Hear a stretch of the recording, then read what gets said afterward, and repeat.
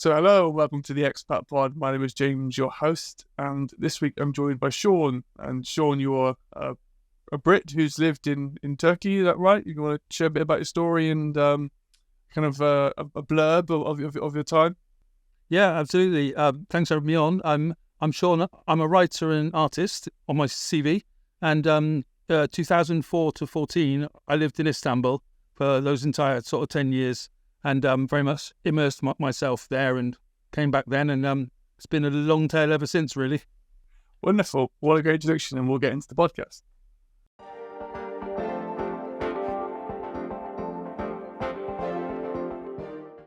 So conversation one of the podcast, a lot getting there. So Sean, you've mentioned that you previously lived in Istanbul in Turkey. So if you want to divulge the kind of method or the reason for why you wanted to live there. Yeah. In 2003, I had completed my master's in fine art, and I had met a bunch of really good Turkish friends in kind of around the area of for Richmond in southwest London, and we used to hang out, and they all went home after this master's. I had what is now called postgraduate depression. I think I didn't know what to do, and what's going to happen now, and I was still in touch with them. I was very disillusioned with the Iraq War, what happened there, to be honest, and it was like, what on earth is going on? And I wanted to go and live in a Muslim country to find out what it's actually like. What the reality of, and it's 98% Muslim in Turkey. So I got on a plane, got 150 quid together, had a couple of beers to make sure I could handle the flight because I was terrified, and got on there drunk and went to Istanbul in 2004. Did you have accommodation lined up? Were you staying with your friends? Were they welcoming you there, or? Yeah, I had a particular friend who was kind of welcoming me over. She was actually on holiday on the island of Avşa in the Marmara Sea at the time, because all the Turks take the summer holiday. She came back to Ataturk Airport, not believing that I'd done it, and there I am at the Ataturk Airport with two big holdalls going, "Well, I did it, told you." She's like, "I can't believe it." So she took me down to Sultanahmet, which is the big tourist historical area of Istanbul, which is kind of the bit that everybody knows when you're British. It's like, this is the best place for you, and put me up in a hostel with a bunch of Australian backpackers, as you do. And that was my first experience of a Australian backpackers hostel, where I stayed for 2 months. When you left, and did you just get a visa? Did you have to do anything, or did you sort of go on a tourist visa, or what was the kind of process before leaving in order to get entry? Because it's not part of the European Union, is it? So. No, but I thought it was, you see, because I'm crap with the media, so I just didn't know what was going on. I just got on a plane because it's that old imperialist thing. Right, I'm going to go to Turkey. So I went. I thought I'm going to sort it out later. I was only intending to spend a few weeks there to get out of Britain for a while to decompress after the Masters. But reality is, I ended up staying for ages, and I started to talk to teachers in the area and other musicians and things, and they're like, "Oh, you need to go and do a tourist visa up at the Greek border," and I kept trying to plan to do that and never quite getting around to doing it. So I found myself pretty much stranded in Istanbul, but also going, here I am in the middle of a city and going to make hay. So I started to record and I started to teach, and I quickly found a life there. That's what it did. Was there anything else you needed to kind of do before moving abroad? I guess it was just quite spontaneous, I suppose. It's the most spontaneous person I've had on the podcast, which is great. It's really interesting to understand. Is there anything else you need to do? Do you have any accommodation back home? Anything to do with your banks and stuff before you left? No, my state of mind after that Masters was sufficiently ragged. I was drinking a lot, as well as people in university often do, and well, I was 29 or something. So it's like that as well. All of these things combined to make me internally go and do this thing. You like these people so much. I'm very people based, so it's because they were so cool, and I really miss them as opposed to my British people I was around at the time. It was like it was them that took me there, and I guess I'm always a bit like, I'll sort that out later, the official details. And the problem is the official details never got sorted out. And loads of expats are much, much more ordered. They've fallen in love with somebody out there. They've got a marriage. They've got a university to go to, a contract, that kind of thing. I didn't have any of that stuff. So I just got my experience on the job and I had my master's to work off the back of. So that was good. I just sort of pulled all those things together. Turkey didn't approve of it, but I didn't ask Turkey's permission. It was they only got involved 10 years later when they discovered I'd been there for so long. That's really interesting. So is there anything else that you needed to actually do then before moving, or literally that's all you did was you finished your degree, you missed your friends and the people you grown close with at university, you come out of a structured experience, being a postgrad, having a level of structure and I guess schedule to nothing when you finish university. It's okay, what do I do now? Find a job, or you've then gone, all right, I'm going there because it's cool. Yeah, it was essentially that. I'll tell you what, bit of depth on this is that in 97, like 6 years before that, I'd actually lost my dad at 67. He died. And when that happens, when you're quite young in your 20s, everything tends to shift in terms of what to do. And I think at that time, subconsciously, I said, I want to live abroad at some point whilst I'm still sort of young. I'd come out of a marriage just before that, a very young marriage. And so it was like, let's do this whilst I have the chance. Though I didn't have any money or any chance, I just thought, let's do it. Because that's what sometimes happens with grief. It sort of brings the urgency of things to you. I think it did to me in retrospect. So I'm very happy I did now. It put me like off the housing register and off the conventional, but not register, but the ladder, the housing ladder, that kind of thing. The middle class Brits do, but I don't have middle class Brit aspirations anymore. If I ever did, so it's very spontaneous, is for sure. Yeah. Wonderful. Well, I think we can go into section 2 then. Your experiences of being in Turkey, because that seems to be where the main meat of your experience lies. So we'll see you in section 2.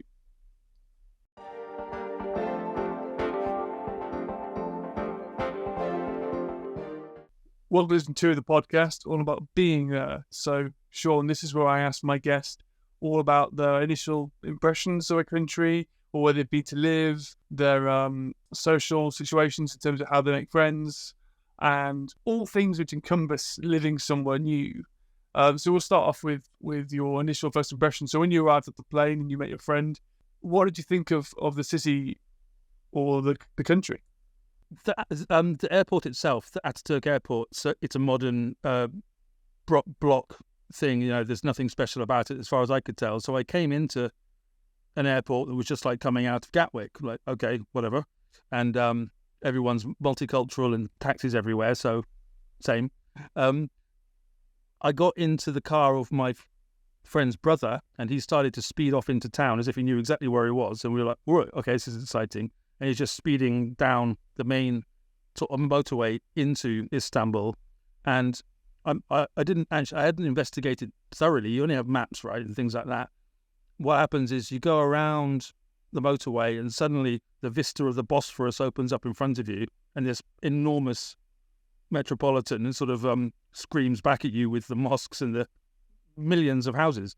And it's like, whoa, this place is absolutely huge. It's not the dust track and the camels that we might, some people expect about Istanbul. It's one of the top cities in the world. And you don't really know that until you actually land there.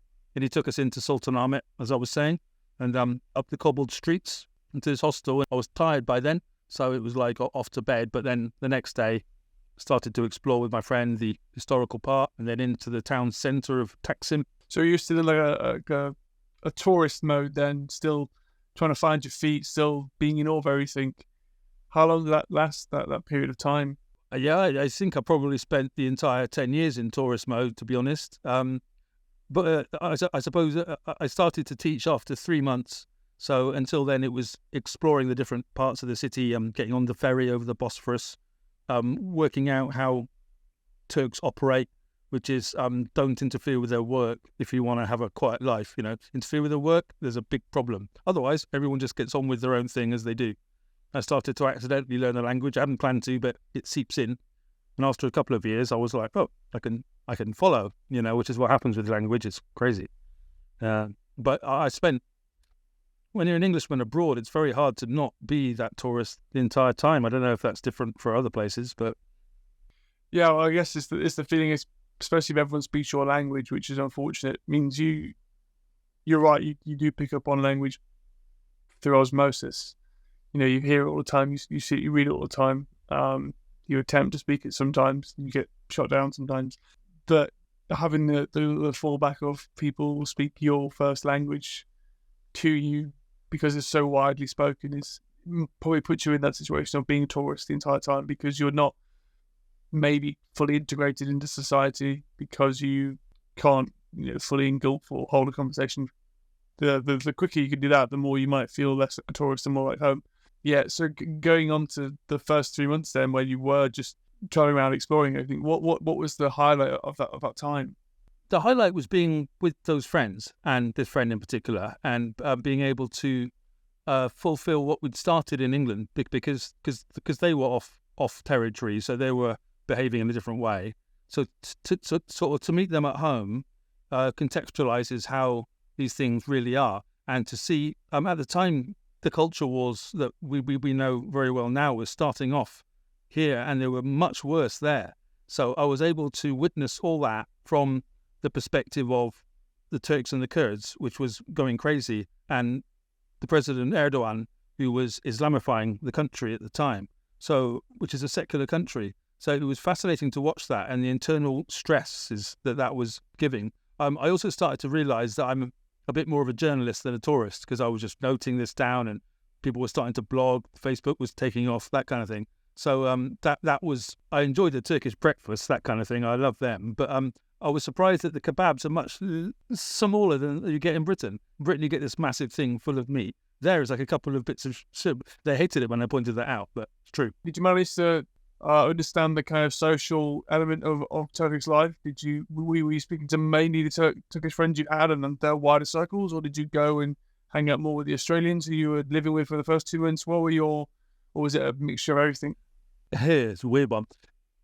With the actually, it was a lot of Americans, to be honest. There's a couple of Brits there, but like a really couple, but then dozens of Americans, and the model were people who were disappointed with George Bush's regime with the neocons, because it was the Iraq wartime. So there was a lot of Democrat angry millennial hippies basically out there going, they're in America, and just saying they wanted this sort of life. And so I suppose I was feeling that at the time as well with Blair. So it was like we were able to meet on that point, and to then enjoy a place that was where you could still go to a pub and smoke inside. Our expat crowd, it was artistic and musical, and teachers. So there was loads of boozing, loads of smoking, and loads of that kind of thing. Not drugs for me, but I'm sure drugs for others. It's a big old city. So it was like the Turks that came into the expat scene were very adventurous, very open-minded and Western-looking. The vast majority of Turks aren't like that, but they just kind of allowed it to go on as anything else would happen in the middle of a city. So over the 10 years, I started to explore people that weren't a part of the cosmopolitan as well, into the countryside.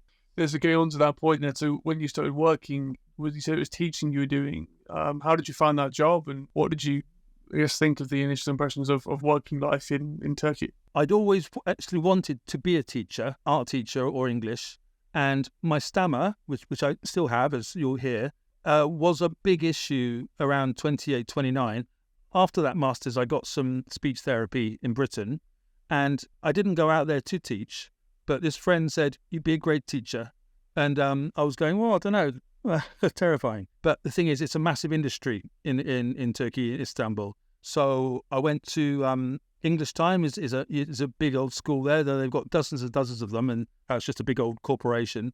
But I started there, and then you basically go on a contract sort of basis from school to school, whichever one's offering the better deal, and they treat you better and they actually pay, because not all these schools actually pay. I was much more interested in the nitty-gritty of being able to actually teach in a convincing way to actually help those students. And quite quickly, I understood that I was good and I was appreciated. They liked it. I'm like, wow, I actually really enjoy doing this. So I didn't go into it going, I want to be a second language teacher, but it happened by osmosis over a period of about 6 months. What age group were you teaching? Was it adults? Was it children? Was it a mixture of all? It's adults. The English teaching industry is massive in Turkey because they're trying to get abroad to speak our international language of English, however we want to pathologize that. It's a thing, and it's a massive, massive business. So they want 6-foot English people coming over there. And one of the early interesting parts of that was I was teaching with 2 black English girls who were there at the English time too. And the classes would say in sort of quiet, we don't want them, they're not English. So obviously you and I would see that as racism, but the Turks didn't. They just saw it as they're not getting what they're paying for. So that was pretty weird. And you just have to go with it because you're there on their turf and they're paying the money. And so it's very tricky for them. So I'd have to sort of say to the students as well, they speak just as good English as I do. I don't know what your problem is.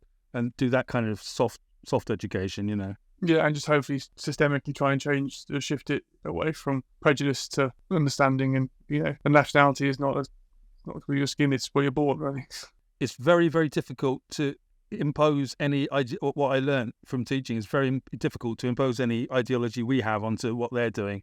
Because trying to teach Darwinism, not to get them to agree with Darwinism, but to even understand what it means, was unbelievable, because they were just openly laughing at me. We love you, Sean, but we do not come from monkeys, this kind of thing. And I'm like, no, you're misunderstanding what I'm talking about. And so quickly I realised just not to bother, really, just to open myself for conversation and not to offer up any opinions. Gone on since then. You'd have thought that Istanbul being such a big city that it might be a bit more forward than the rest of Turkey. I'm not too sure what your experiences were with other parts of Turkey and comparing it to the major city. If I'd gone to teach at the universities like the Bosphorus University, Istanbul University, I did do a lecture there at the end of my stay, but I wasn't a proper sort of kind of contracted teacher there. Those places are with the elites, with kids who can already speak English, so they're there to talk about ideas, and they would have gone into all that. But these things wouldn't have taken hold, because for ideas to take hold, you need an entire system thing of the media and the education and everything else over generations. That's how we got to evolution, or wherever we are in Britain with our chaos. But with them, the things are very, very 98% Quran, with sprinkling of the secularism over the last 100 years, which loads of progressive Turks are trying to hang on to.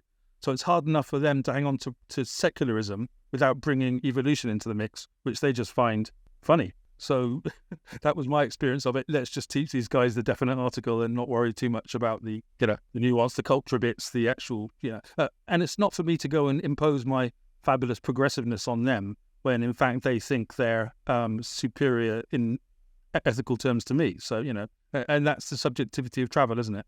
You can't go about, it's not, we don't have the empire anymore, basically. Yeah, no, I completely agree. And that's why I love travel as well. You do get to understand a lot more the baselines of which people come from when you speak to them. Obviously, if you only spend your time in where you're from, you get people coming to where you live and bringing their views in, and you think, oh, that's just rubbish. What do we do this for? When actually, if you were able to go and see where they're coming from, you would realise, that's just what people are used to, and you shouldn't therefore judge because they're trying to bring your comfort back with them where they are, and that's how we all progress, because you get the voices of the many wanting to provide the best options for everyone as opposed to just one group, which is unfortunately so we're getting more and more into right now, because everything is polarized, which is not ideal in the world. But that's my cynical view on things. That's where we are at the moment. It's difficult to watch, but we're just like, I'm also a person of nuance. I like nuance, and they're not allowing it in the public sphere. So you just kind of, you do what you can and comment on things that you can, and do things like this, which are very, very positive within that, because there'll be people who aren't binary trying to watch this, and that's great, Yeah, hopefully so. going on to other parts of living in Turkey then, so going on to socialising, so obviously you said you spent 10 years there, so can you, probably a bit hard to kind of talk about the entire 10 years in one go, but maybe the first couple of years, what was that like socialising, and as you kind of got to live there longer, how did that develop into larger friendship groups? At the start of it was the pals that I was talking about from England, so them. And then that morphed in, say, 2006 to 8 into the expat scene very much, because I got myself a band together. It was a solo band, so they were doing songs. I was able to complete an album that I started at the end of my masters in London in Istanbul, and then sort of release it there as the early online sort of releases, and I called it Istanbul because of that. And so I then started to work my name into having an alternative presence in Istanbul as a foreign artist, because obviously that's a smallish pool, but it's special and it's got its own, it's kind of clear. And I discovered some niche, exactly. And if the actual material's there and you've got the niche as well, then it's it's interesting for people. And so they were the Turks were happy to have that along because it's exotic for them and it's exotic for the Brits too. So bring all that together, and we still, we're not talking mainstream here, but because the Facebook were taking off and the Groove Shark and things like that, we're able to get a profile through those means, and by the shows, because I was living in the middle of the city, we're able to do the shows all over the city with this band I was in.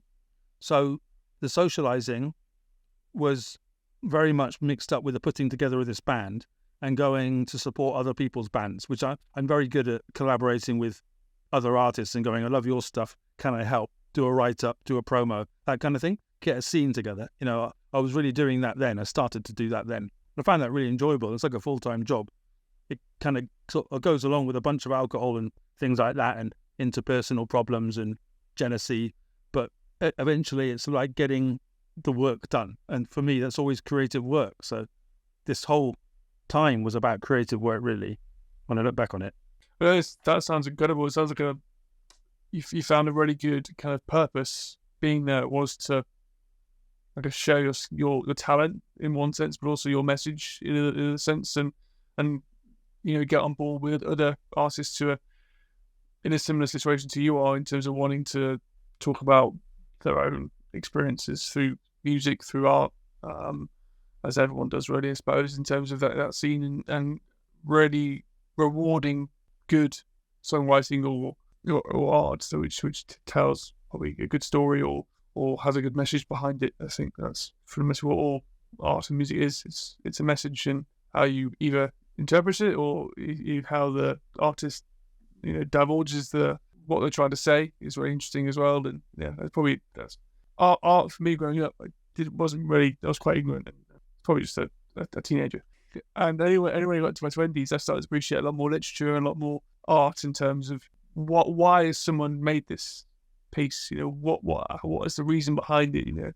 They must have invested weeks or months or years in painting something, or even digital art, doing something. What's the muse? What's the driver behind it? And yeah, it's people like yourself. So that's really cool.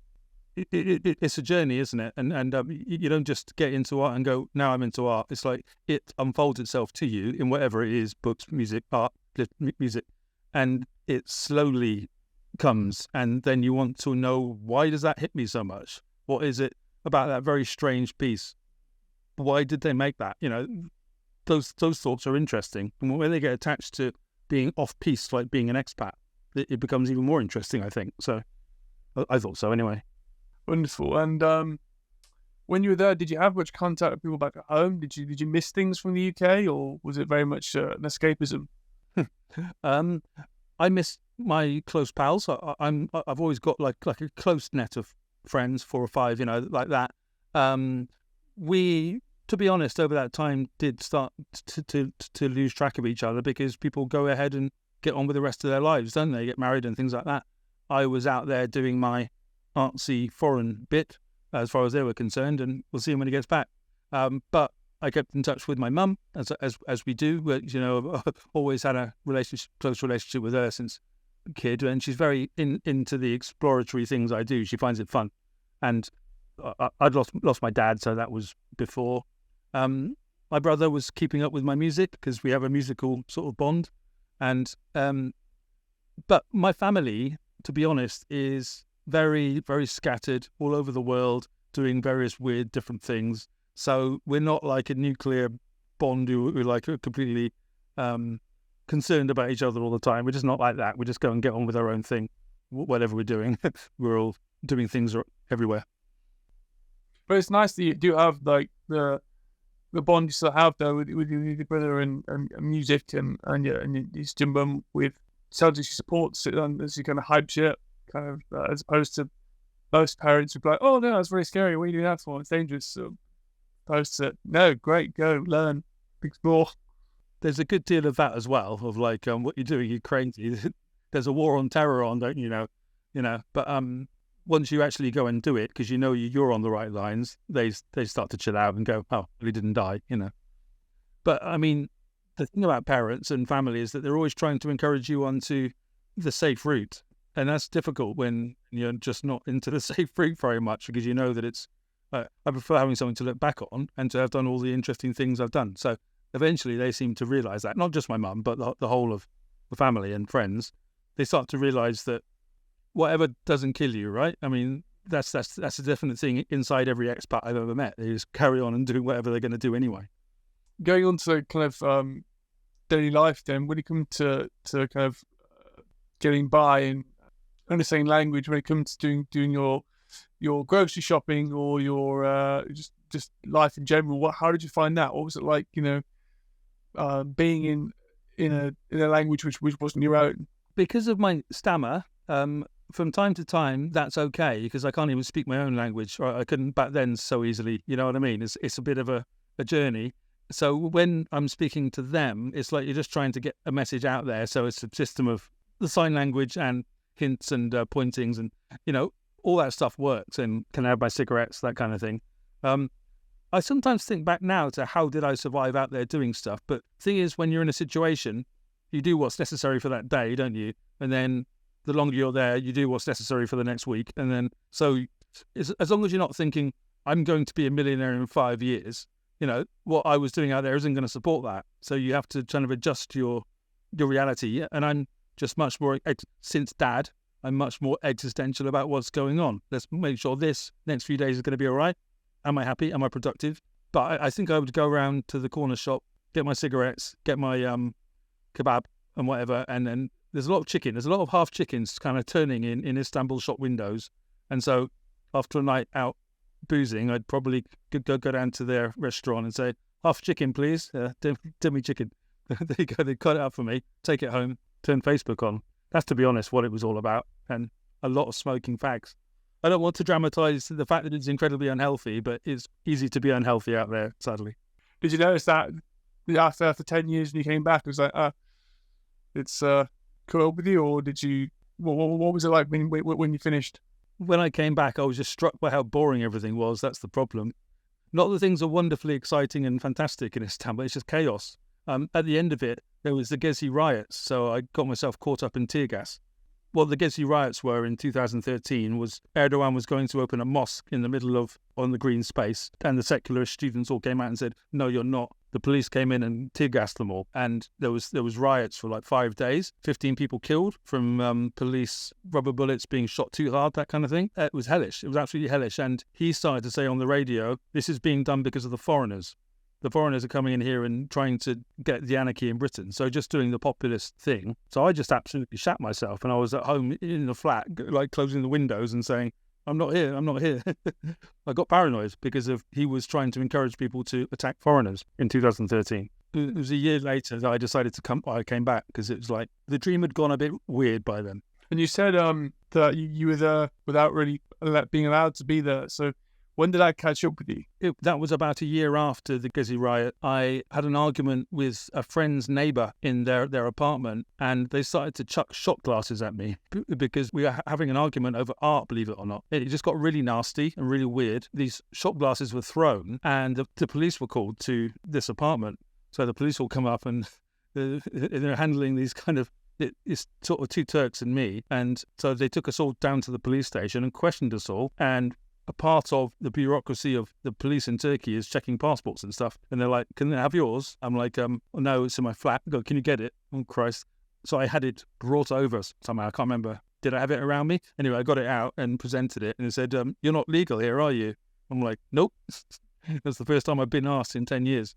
So that was the beginning of my flight back. Did you stay in Turkey the entire 10 years? You didn't go anywhere else because of that reason of having to cross the border? Partly because of that reason, and partly because I'm just not a born traveller, believe it or not. I'm not the ideal person for this show, really. But I mean, I've been around Europe and America a little bit, but I'm just not given to going out there because it's out there. I'm usually going out there to try and do some sort of work. I don't know. I don't want to box myself too much, but because kind of Turkey's huge, I was going around doing festivals in Ankara and Antalya, and we were getting on a bus and going to these places like a job with a band. So that's what was occupying me. Not let's go and do this in Greece or go up to Russia and do it. I thought if we do go to those other countries, it would be because of the band. But the band sort of, I had two different ones, and it changed its nature. I was doing everything about that, and also about doing the teaching jobs as well to a certain degree as well. So the travel, I didn't have enough time to do it. I didn't have the money either. I didn't do, let's do a good job to save up enough money to then go and do some travel, which other expats are doing. I was just about, let's do the artistic sort of profile here for as long as I can, and then go home. So when you got home, then what was that like in terms of, you said it's boring, but what was your first impression coming back? What was the cultural shock like, or reverse culture shock like? Yeah. So, I mean, it's just Britain, isn't it? And it's only boring because in relation to Istanbul is a chaotic place, so you really can't deny that in lots of ways. And here isn't. We're very, very systematized and structured, and everything's safeguarding everywhere, and everything's got 16 different forms. It's like that in Istanbul if you're a Turk, but if you're a foreigner, it's not. They just don't care what you do. So it's like, but here everything's monitored, and so I had to get back into all those things. But this is going to sound really, really weird now, but in 2011 and 12, I was quite famous in Istanbul. So if I walked down Istanbul High Street, Taksim, I'd be recognised and all that kind of thing. And some autographs, and it was all quite fun, quite interesting.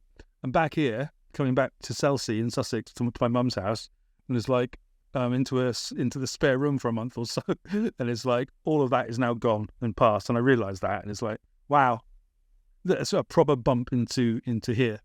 But the anonymity's back.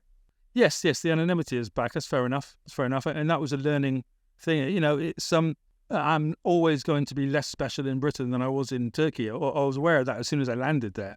You know, and I don't actually enjoy that outside of the art anyway. I like attaching that to the art because it gives it the niche we talk about. But when it comes to myself, I don't really want to be special. But it just means that the work is much, much more difficult, bigger scale and all that. But I wanted to come back to test myself on that bigger scale as well. So it was almost like a training time that went on for a good 10 years, you know?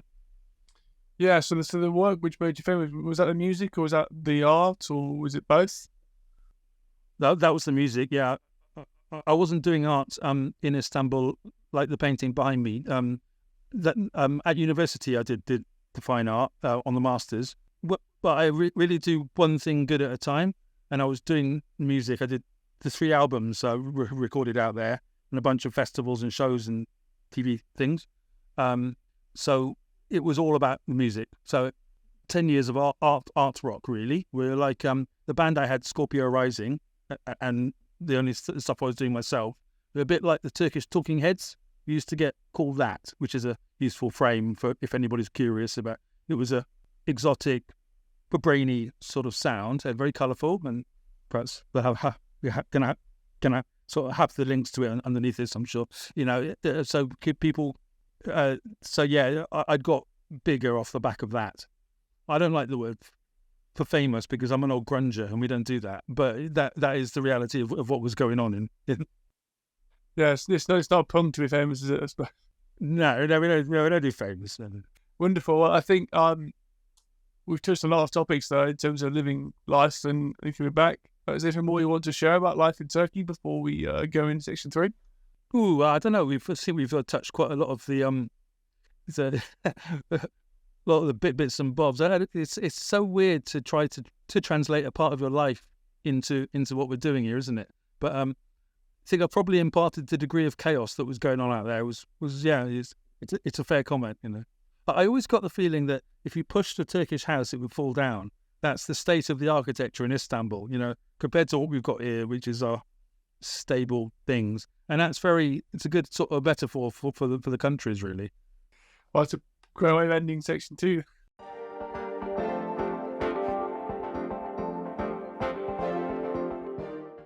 So hello, welcome to section 3 of the podcast, all about a kind of a review of your time living in Turkey. You know, it's 10 years, so it's quite a long time to review in just a short period of time on the show. I appreciate that, and we kind of discussed that in the previous section, where trying to, you know, capture all of your life living there in one section was quite difficult. But if you could go back to postgraduate Sean and give him some advice before moving to Turkey, what would it be?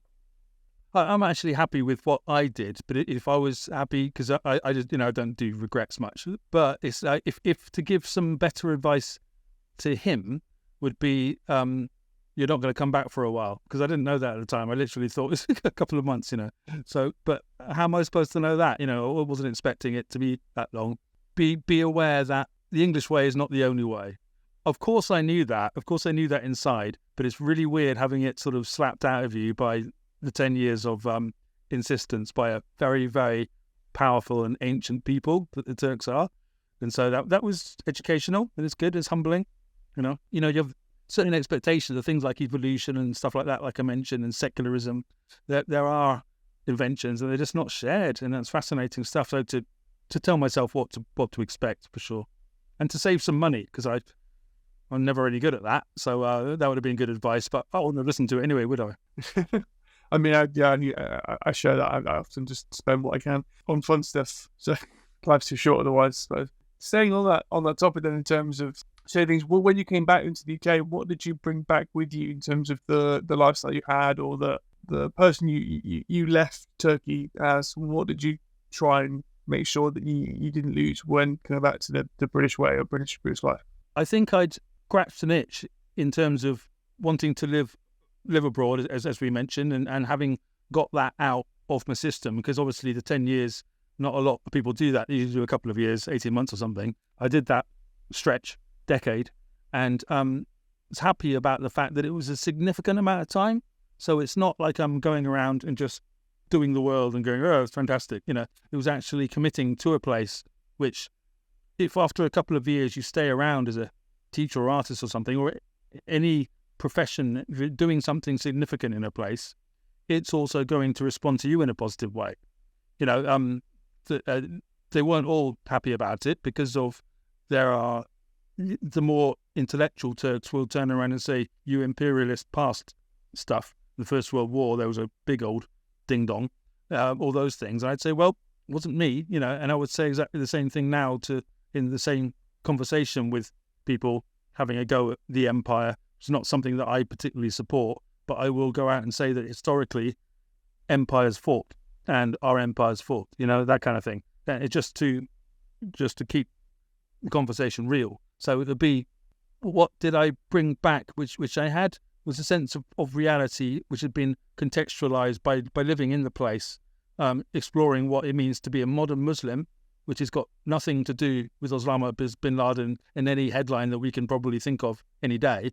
You know, the modern Muslims have nothing to do with that. And I knew that in my heart, and I wanted to prove it to my head. And I succeeded in doing that part. And I was able to make a bunch of records in the middle of a city. So brought all that back with me. And wrote a book about it too. No, I think you just made a very good point as well. Of it being the few which define something for the many, I suppose. You know, I guess what I was saying was about, you know, we don't really choose what we start as. It's more how we choose to interact with everyone else around us who are also in a situation where no one knows what they're doing. It's just go try and figure it out and try and stay safe and try and use what you've learned from the past or from your elders who've taught you the best way of going about it. And if you learn a new way, you learn a new way. But it's really interesting to hear that that's what you're bringing back as well, with regards to the modern Muslim living. I think a lot of people, it really help a lot of people, especially in the West, to have your experience, and vice versa, if you are from a different corner of the world, to live in a completely different society to where you're from, just to actually have that appreciation of there is other methods of doing things. You may still prefer yours and go back home. You may not. That's fine. That's your choice. But just be tolerable of people and their decisions, and try and treat the world with a bit more peace and a bit more kindness. I think we all get on a bit more if that happened. Well, absolutely. And it's important for sort of people to kind of remember that we're all economic migrants in our own way. You know, the economic migrants coming into Britain get a lot of flack because of that.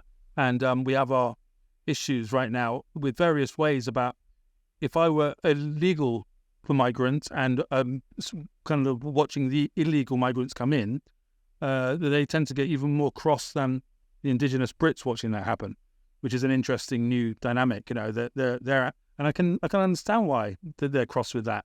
And the fact is that people are looking for a better life or a different life, and in my case, I was looking for a different one, not so much a better one, because I knew it wouldn't be. You know, these things are. There's a sacrifice in this and a benefit in that, isn't it? And I knew I'd sacrifice some comforts, possibly, not hugely, but what I actually got back was the benefit in creative life. So I'm perfectly happy to make that trade. But people coming to Britain tend to not be coming for those same kind of reasons, are they? Because I'm coming from a more aspirational position. So the dynamics are very, very tricky. They call it Occidentalism and the Orientalism, don't they? And the way us guys look at East is Orientalism, and the way they look back, I think, is Occidentalism. I think it's like that. And it's very, very difficult not to do. And the Brits and the media will not listen to that. So, you know, this kind of podcast will, so that's good. Kind of going on in terms of advice for people then, if you could tell someone who wanted to live abroad after listening to this podcast, some advice, what would you share them? What would you want someone to take on board or to have in their arsenal from your experience? I think to not overthink it would be the best advice. We are surrounded by info and stimulus and scare tactics and everything else, and a lot of it to discourage us from exploring. So that person interested to just get on a plane like I did and then sort it out later on and find out when they get there, you know. And to learn as much of the language of the locals, whether they think they're going to stay or not, as soon as they can, is a really good idea. I didn't do it as quickly as I should have, but I didn't know I was going to stay. So, you know, I can biraz Türkçe konuşabilirim, which means I can still speak a little bit of Turkish for anybody watching who understands it. I think I actually have the last episode was with a lady from Turkey who lives in Sweden, and I've got one coming out soon. Another Turkish lady who lives in Sweden as well, so I'm sure they'll understand it if they listen to this, and hopefully they'll. You've inherited some Turkish viewers. Yeah, well, yeah, exactly, and soon more with your fame in Turkey will soon spread as well. Very old fame now, but yeah. Wonderful. Is there anything else you wish to share about your life abroad and, you know, with everyone else? Look, I mean, after I got back, it was like, what do I do with this? I'd been writing for a couple of years in Istanbul as a music journalist. I was actually reporting back from the scene in Turkey to Louder and War magazine, and The God is in the TV, and a couple of other. I was basically a working music journalist whilst being a teacher and a musician. All those artsy things from there, as you might do. And when I got back, it's like, what do I do with this juddering halt back to England? And I put all of it into 10 Years in Istanbul, Salt in the Milk, a book which I released then. It became my biggest book, my first, and still biggest seller. The Salt in the Milk relates to the glass of ayran they have, which is it's a yogurt and a water drink. And when I first got there, I saw someone putting salt sprinkling like he would on chips into his, what I thought was a glass of milk. And I'm like, what on earth is he doing to that friend? And she said, oh, this is Iran. That's salt going into yogurt. And I'd say, it tastes gorgeous and it's really healthy.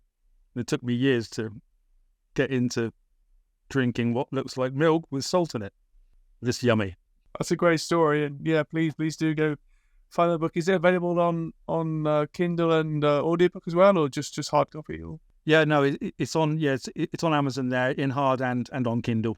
So I've got 9 books out. They're all on there. But this, I mean, I don't bang on about Istanbul very much in it, but lots of the things I did in Istanbul have been turned into vignettes and stories, and there are reviews of the bands I was watching. It's like a compendium rather than an autobiography. There's been some people confused when they bought it, saying, I thought it was going to be like a tourist guide. I'm like, it's nothing like that. It's an impressionistic version of the arts in Istanbul, really, over that period. Definitely. Well, I'll be sure to put a link to it on Amazon, and yeah, please do go read it. And if you're interested more, then I'll hopefully try and put you in touch with Sean as well. Yeah, lovely. Thank you, man. Been great. Always. Yes, thank you for your time. Thank you for sharing your amazing story and your artistic world of Istanbul. It's something it's a first for me in terms of understanding it more. The only thing about Istanbul I know, I've been to Marmaris and the Doran. I've not been to Istanbul. I'd love to go. What I know a bit is the football in 2005. It's what I know. But yeah. That was huge. We didn't even get into that, did we? But yes, that was huge. Yes. But yeah, thank you. And if you did really enjoy this podcast, please do let us know in the comments. Please do share with your friends. Please do subscribe to the channels and follow it on Spotify. All the fun stuff. Please do go listen to Sean's music and go read his book or books. And we'll see you next time for the Expat Pod.